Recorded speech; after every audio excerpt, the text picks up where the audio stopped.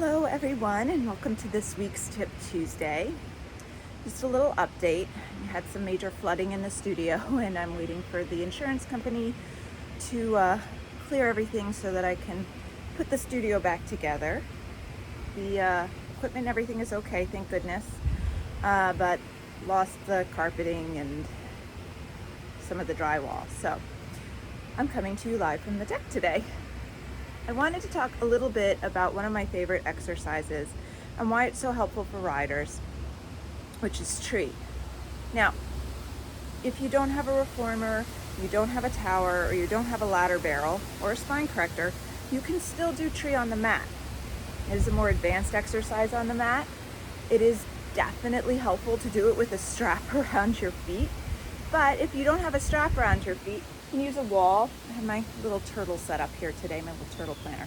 So what you're gonna do, and this comes later in the mat, is you're gonna set yourself up just like you would if you were on the reformer or the ladder barrel, and you're gonna bring your leg in, and you're still gonna work your squareness.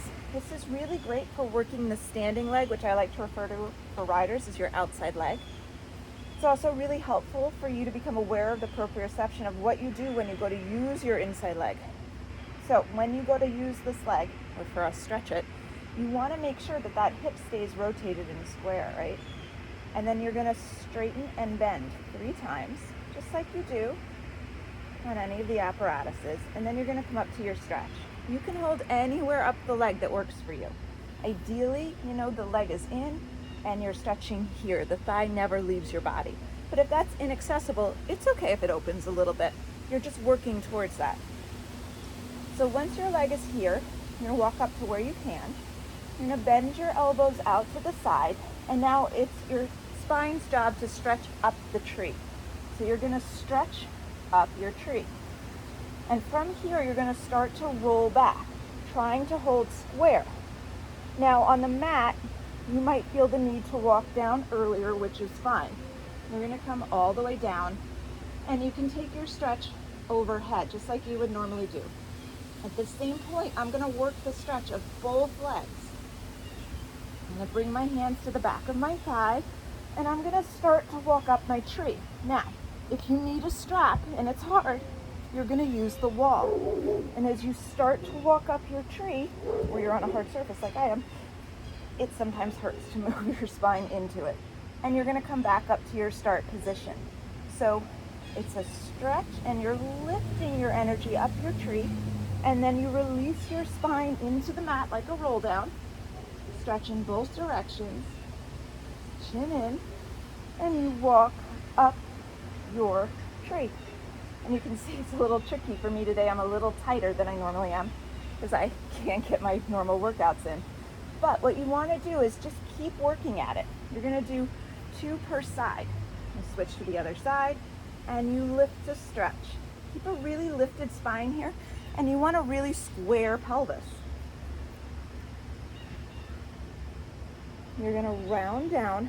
One side will be easier than the other. The left side is my harder side. I always want to fall out that left hip. So I've got to really work to stay on my midline.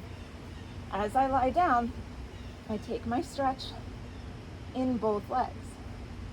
And I bring my hands back and I walk up this tree. It's a great exercise. It gives you so much feedback. And as a rider, you can really work on what it feels like to have that long outside wall in the leg that's down. You're really working spinal mobility, but also pelvic stability, right? The ability to have one leg stabilizing and the other leg maybe doing something else, which is what we do a lot when we ride. So you want to be able to work on that. And it's just a practice. So you're just trying to progress slowly through the practice. Don't expect it to be perfect overnight. Definitely don't do it on wood boards. It is a little uncomfortable to a sensitive spine. But take your time. If you have a spouse or a partner or a kid who wants to help you, they can hold that leg down. That's a great way to get them involved with you. And other than that, just keep practicing. This does evolve over time. I hope you have a wonderful week, and I will see you next week for Tip Tuesday.